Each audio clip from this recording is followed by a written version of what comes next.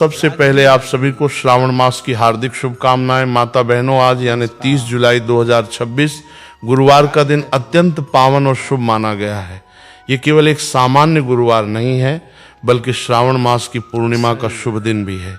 इसलिए इस दिन भगवान शिव की उपासना, भगवान विष्णु की आराधना तथा अपने गुरु के प्रति श्रद्धा प्रकट करने का विशेष महत्व बताया गया है। आप सभी लोग जानते हैं कि 30 जुलाई 2026 के दिन श्रावण महीने की सबसे बड़ी गुरुवार प्रतिपदा तिथि पड़ रही है। तो इस दिन का महत्व बहुत ही ज्यादा बड़ा हो जाता है। इसलिए आप लोगों को इस दिन 3 पीले कनेर के फूल वाला उपाय जरूर करना चाहिए। इस उपाय को मैं बहुत अच्छे से समझाने वाला हूँ। तो माता बहनों, उपाय को आपको कैसे करना है, कब करना है, कहाँ पर करना है और उपाय को करते समय आपको किन किन बातों का ध्यान रखना है, ये सारी जानकारी हम आपको इस वीडियो में देंगे। तो चलिए उपाय को शुरू करते हैं। देखिए, ये दिन इतना खास होता है, इतना महत्वपूर्ण होता है। देखा गया है कभी कभी बड़े बड़े पूजा पाठ अनुष्ठान से जो मनोकामना, जुलाई का पावन महीना गुरुवार प्रतिपदा तिथि के दिन एक छोटे से उपाय करने से ही आपकी मनोकामना पूर्ण हो जाती है। और बहुत सारे लोगों ने इस उपाय को किया भी है और उनको इस उपाय को करने का फल भी जरूर मिला है। अगर आप लोग भी इस उपाय को 30 जुलाई 2026 सावन महीने के सबसे बड़ा गुरुवार प्रतिपदा तिथि के दिन करना चाहते हैं, तो आप इस उपाय को पहले अच्छे से समझ लेना, सुन लेना, उसके बाद करना। आपको इस उपाय का फल जरूर मिलेगा। और इस उपाय को करने से आपके घर में चाहे किसी भी प्रकार की दुख और समस्या क्यों ना चल रही हो, आपको उसका कारण भी नहीं पता है कि भाई ये समस्या किस कारण से चल रही है। उसका कुछ भी कारण हो सकता है, जैसे पितृदोष हो, दोष भी हो सकता है, और भी बहुत तरह के दोष होते हैं, कुछ भी हो सकता है। पर आपको इस उपाय को करने के लिए अपने दोष को पता लगाने की भी जरूरत नहीं है। बस 30 जुलाई सावन प्रतिपदा तिथि के दिन इस 3 कनेर के फूल वाला उपाय आप लोगों को जरूर कर लेना है। तो माता बहनों, अब हम समझते हैं इस वाले उपाय को हमें करना किस समय है। तो सबसे पहली बात दोस्तों, हम समझते हैं कि ये 3 कनेर के फूल वाला उपाय करना किसको है। तो देखिए, यहाँ पर सीधी सी बात है कि ये 3 कनेर के फूल वाला जो उपाय है, ये किस लिए किया जा रहा है। ये मनोकामना को पूर्ण करने के लिए किया जा रहा है, या आपके जीवन में जो दुख और परेशानियां हैं उनको दूर करने के लिए किया जा रहा है, या आपका कोई बड़ा काम है जो कि नहीं हो पा रहा, उपाय को कर सकते हो।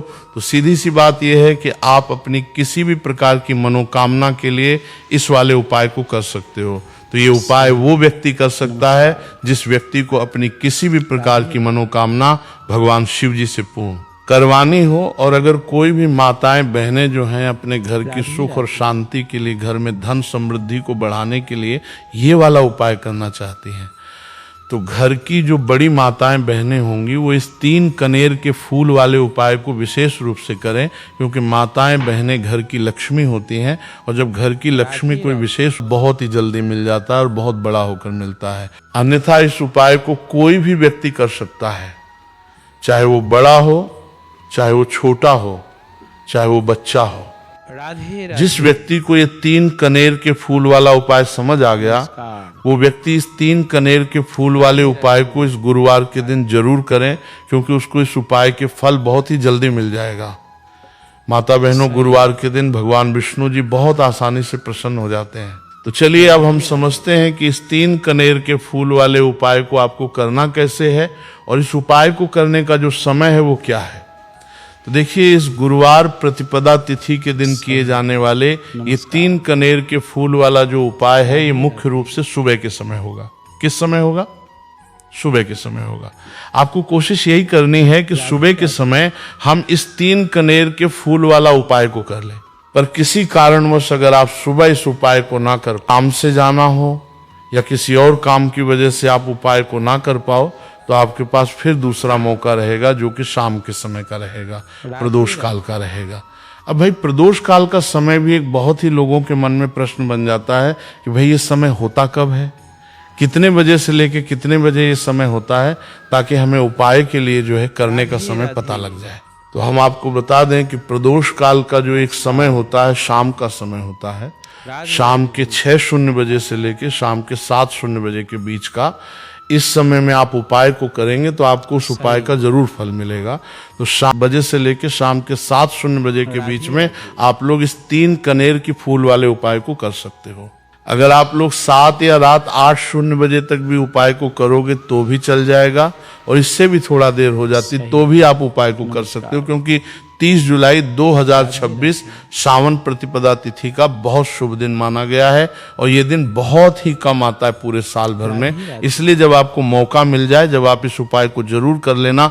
कोई भी उपाय हो आप कभी भी कर सकते हो। सावन मास का पहला दिन बस कोशिश करना कि समय के थोड़ा मतलब अंतर्गत ही कर लो, पर किसी कारणवश अगर ना कर पाओ तो फिर आप थोड़ा देरी से भी कर सकते हो, आपको उपाय का फल जरूर। तो माता बहनों, सावन प्रतिपदा तिथि के दिन जो व्यक्ति इस 3 कनेर के फूल वाला उपाय को शिवलिंग के ऊपर कर लेता है तो उसके जीवन में चल रही तमाम परेशानियों का अंत होता है, और उसकी समस्त मनोकामनाएं महादेव की कृपा से बहुत ही जल्द परिपूर्ण होती हैं।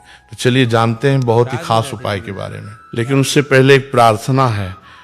अगर आप चैनल पे नए हैं तो कृपया चैनल दिव्य मार्ग को लाइक और सब्सक्राइब अवश्य कर लें, और कमेंट बॉक्स में श्री शिवाय नमस्तुभ्यम हर हर महादेव जरूर टाइप। तो देखिए ये सावन प्रतिपदा तिथि हमारे लिए बहुत ही खास है, तो इस दिन कुछ बहुत ही खास उपाय आपको जरूर करना चाहिए। ये उपाय आपके जीवन में सुख समृद्धि की वृद्धि करते हैं। माता लक्ष्मी की कृपा आपके जीवन में होती है। आपका चाहे जितना भी दुर्भाग्य चल रहा हो, मैं कहता हूं कि अगर आप इस गुरुवार सावन प्रतिपदा तिथि के दिन 3 कनेर के फूल वाला उपाय कर लेते हैं तो आपका सारा दुर्भाग्य महादेव की कृपा से बहुत ही जल्द सौभाग्य में बदल जाएगा। तो चलिए जानते हैं गुरुजी द्वारा बताए गए सबसे पहले उपाय के बारे में। देखिए, इस उपाय के लिए आपको सिर्फ 1 लोटा जल ले लेना है और 3 कनेर के फूल ले लेने हैं। सावन प्रतिपदा तिथि के बोले मिलेगा विष्ठा, सबसे खास बोले बैकुंठ में तो नहीं मिलेगा, बोले नहीं जाना बैकुंठ। 3 कनेर के फूल वो कहीं से में भी इतना सुखी कि बैकुंठ 3 कनेर के फूल आप चाहें तो फूलों की दुकान से ले लें, या फिर आपको नहीं मिलता आदि भोगों में ही वो तो शिवलिंग के ऊपर जो कनेर के फूल चढ़े हैं उनको उठाकर जल से शुद्ध करके फिर आप अपने शरीर को स्त्री पुत्र ग्रह देखिए, आप जो जल लेंगे वो आपको तांबे के पात्र में लेना है और अपने किचन से लेना है। उसे लगता है कि बस ये सब हमारे समीप रहे, इससे बड़ा भाग्य मेरा और कोई नहीं। इस उपाय को आप सुबह करना चाहें तो सुबह कर लें, शाम को पालन पोषण की चिंता में इसका हृदय जलता पूरे दिन में किसी भी समय आप इस उपाय को कर सकते हैं। दुर्वासना से दूषित हृदय होने के कारण इसके हृदय में ज्ञान नहीं होता। काम करना है कि आप दक्षिण दिशा में बैठ जाइए और उत्तर दिशा की तरफ अपना फेस कर लीजिए। अब आप जो 3 कनेर के फूल लेकर आए हैं, एक कनेर का फूल शिवलिंग में जो महादेव का परिवार होता है उसमें समर्पित करते जाना है। देखिए, पहले फूल आपको शिवलिंग में जो दाहिने साइड वाला कोण होता है, जिसे श्री गणेश जी का स्थान कहते हैं, वहां पर ये पहला कनेर का फूल समर्पित कर देना है और श्री शिवाय नमस्तुभ्यम मंत्र का स्मरण कर लेना है। और फिर दूसरा कनेर का फूल आपको श्री कार्तिक की जी वाले स्थान में समर्पित कर देना है और श्री शिवाय नमस्तुभ्यम मंत्र का स्मरण कर लेना है। फिर तीसरा कनेर का फूल आपको माता अशोक सुंदरी वाले स्थान में समर्पित कर देना है और श्री शिवाय नमस्तुभ्यम मंत्र का स्मरण करना है। देखिए, जलधारी के बीच वाला जो स्थान होता है वो माता अशोक सुंदर का स्थान कहलाती है, और यहीं पर आपको तीसरा कनेर का कर देना है। इसके बाद इस शिवलिंग से 2 फूल आपको और लेना है, क्योंकि हमारे पास मात्र 3 ही फूल थे ना, तो ले लिया। फिर चौथा कनेर का फूल आपको माता पार्वती के हस्तकमल में समर्पित कर देना है। देखिए, शिवपिंडी जिस स्थान पे रखी रहती है, यानी शिवलिंग जिस स्थान पे जुड़ा रहता है, उस पूरे गोल गोल वाले स्थान को माता पार्वती का हस्तकमल कहते हैं। और चौथा कनेर का फूल आपको यहीं पे समर्पित करना है और श्री शिवाय नमस्तुभ्यम मंत्र का स्मरण कर लेना है। इसके बाद आपको 5वां कनेर का फूल शिवलिंग के ऊपर समर्पित कर देना है और महादेव से अपनी मनोकामना बोल देनी है। देखिए, ये उपाय उन लोगों को करना है जिनकी कोई विशेष मनोकामना है जो अभी तक परिपूर्ण ही नहीं हो पा रही। बहुत सारे उपाय कर चुके हैं, बहुत सारे टोटके कर चुके हैं, तो मैं कह रहा हूं कि ऐसे लोगों को ये विशेष उपाय गुरुवार सावन प्रतिपदा तिथि के दिन जरूर करना चाहिए। 5वां फूल समर्पित करते हुए, यानी शिवलिंग के ऊपर रखते हुए आपको अपनी मनोकामना बोल देनी है और ये फूल शिवलिंग के ऊपर समर्पित कर देना है। अगर आप शिव परिवार के बारे में नहीं जानते हैं तो सामने सिखाई जा रही है। इसमें पूरा शिव परिवार दिखाया जा रहा है कि कहाँ गणेश जी का स्थान होता है, कहाँ कार्तिकेय जी का स्थान होता है या फिर कहाँ माता अशोक सुंदरी का स्थान होता है। सारे स्थान आपको दिखाए जा रहे हैं। इनमें से जो भी स्थान में अभी आपको फूल समर्पित करते हुए दिखाया गया है, उसी स्थान पे आप फूल समर्पित कर दीजिए। अब इसके बाद आप जो 1 लोटा जल लेके आए, उसको पहले श्री गणेश जी वाले स्थान में थोड़ा सा समर्पित कर दीजिए और श्री शिवाय नमस्तुभ्यम मंत्र का स्मरण कर लीजिए। फिर थोड़ा सा जल आप श्री कार्तिकेय जी वाले स्थान में समर्पित कर दीजिए और श्री शिवाय नमस्तुभ्यम मंत्र का स्मरण कर लीजिए। फिर थोड़ा सा जल आप माता अशोक सुंदरी वाले स्थान में समर्पित कर दीजिए और श्री शिवाय नमस्तुभ्यम मंत्र का स्मरण कर लीजिए। फिर थोड़ा सा जल आप माता पार्वती के हस्त कमल में समर्पित कर दीजिए और श्री शिवाय नमस्तुभ्यम मंत्र का स्मरण कर लीजिए। इसके बाद बचा हुआ पूरा जल आप शिवलिंग के ऊपर लगातार समर्पित करते जाइए तथा शिव महापुराण के मूल मंत्र श्री शिवाय नमस्तुभ्यम का कम से कम 21 बार स्मरण कर लीजिए। शिवलिंग हुए आपको कम से कम 21 बार श्री शिवाय नमस्तुभ्यम मंत्र का स्मरण करना है। जो भी व्यक्ति सोमवार त्रयोदशी तिथि के दिन इस उपाय को कर लेता है तो उसकी मनोकामना महादेव की कृपा से बहुत ही जल्द परिपूर्ण हो जाती है। तो इस विशेष उपाय को आप जरूर करिएगा। अब जानते हैं दूसरे खास उपाय के बारे में। ये उपाय भी आपके लिए बहुत ही खास होने वाला है तथा आपकी सारी समस्याओं को समाप्त करने वाला है। देखिए, इस उपाय के लिए आपको सबसे पहले 1 लोटा जल ले लेना है। तांबे के पात्र में आपको अपने किचन से जल ले लेना है। इसी के साथ आपको ले लेना है 11 चावल का दाना। चावल का दाना कहीं से टूटा हुआ नहीं होना चाहिए, खंडित नहीं होना चाहिए। फिर इसी के साथ आपको ले लेना है एक सफेद रंग का फूल। ये सफेद रंग का फूल महादेव को अत्यधिक प्रिय होता है और यही आपके सारे मनोरथ को पूरा करेगा। इसीलिए आपको एक सफेद रंग का फूल ले लेना है और सबसे आखिर में आपको ले लेना है 3 बेलपत्र। अब ये सारी सामग्री लेकर आपको पहुंच जाना है 100 शिवालय। देखिए, इस उपाय को भी अगर आप शाम को करें तो आपके लिए बहुत ही विशेष होगा, क्योंकि शाम को प्रदोष काल के समय साक्षात महादेव शिवलिंग में वास करते हैं।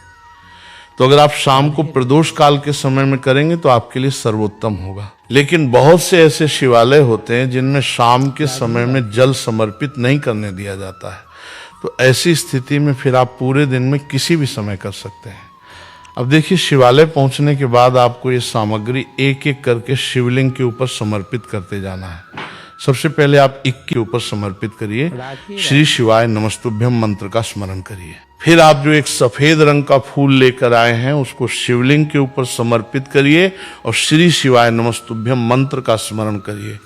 फिर इसके बाद आप जो 3 बेलपत्र लेकर आए हैं उसको भी शिवलिंग के ऊपर समर्पित कर दीजिए और श्री शिवाय नमस्तुभ्यम मंत्र का स्मरण करते हुए आपके जीवन का जो भी कार्य बन नहीं रहा है, आप अपना कोई कार्य सफल करना चाहते हैं। मान लीजिए आप नौकरी के लिए बहुत सालों से प्रयास कर रहे हैं लेकिन आपकी नौकरी नहीं लग पा रही है, या फिर आप अपने व्यापार को बढ़ाने के लिए बहुत प्रयास करते हैं, बहुत मेहनत करते हैं, लेकिन आपके व्यापार में लगातार घाटा हो रहा है, या फिर आप अपना मकान लेना चाहते हैं, जमीन लेना चाहते हैं, या फिर अपना कोई भी कार्य आप सफल करना चाहते हैं और उस कार्य में आपको सफलता नहीं मिल पा रही है, तो गुरुजी ने कहा कि आपको उस कार्य महादेव से प्रार्थना कर लेनी है। और फिर उसके बाद सबसे आखिर में आप जो ये 1 लोटा जल लेकर आए हैं इसको धीरे धीरे शिवलिंग के ऊपर समर्पित करते जाइए तथा लगातार शिव महापुराण के मूल मंत्र श्री शिवाय नमस्तुभ्यम का स्मरण करते जाइए।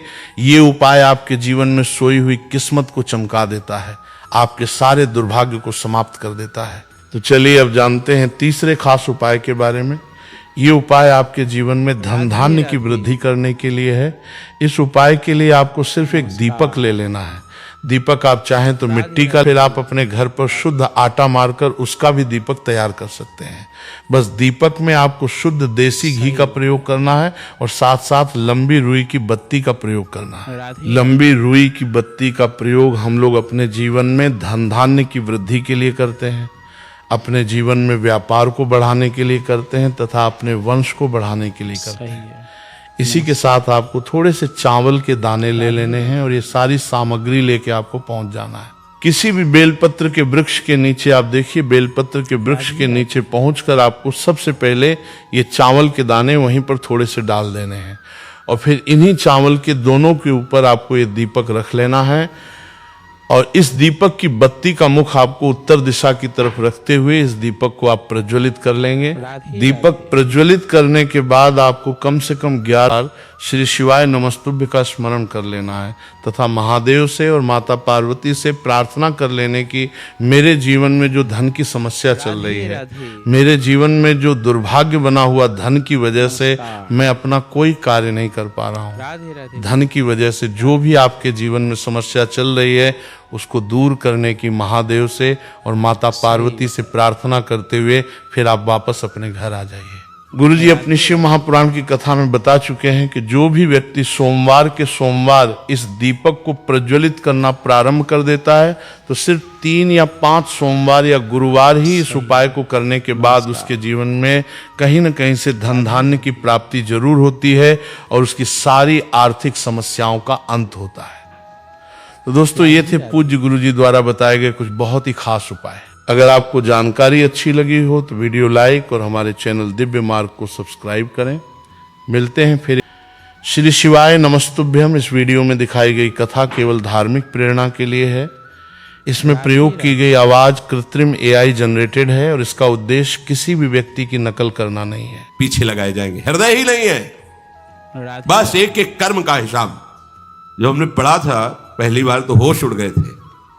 जो यहां दूसरे का मांस खाते हैं ना, कोल्हू में पेरे जाते हैं। कोल्हू जैसे गन्ना नहीं पेरा जाता, लगा दिया कोल्हू में पेरे जाते। मरना है नहीं, सोचो कितना कष्ट। फिर इसके बाद समसी से मांस नोच कर उसे खवाया जाता। होश में हो जाओ। 99,000 योजन का मृत्यु लोक से यमलोक का मार्ग है, लिखा हो 99,000 योजनानाम सहस्राणी नवतिम नवचाध्वनः त्रिभिर्मुहूर्तैर्द्वाभ्याम वा नीतः प्राप्नोति यातनः। एक योजन का मतलब 4 कोश, 99,000 योजन। इतने लंबे मार्ग को 2 या 3 मुहूर्त में तय करना, दौड़ा के 2 या 3 मुहूर्त, बहुत कम समय।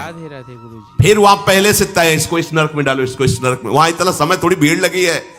जैसे अपने एक फोड़ा हुआ तो अपने इतने कष्ट समझते, अस्पताल जाओ देखो चीख लगी, किसी पैर टूटा।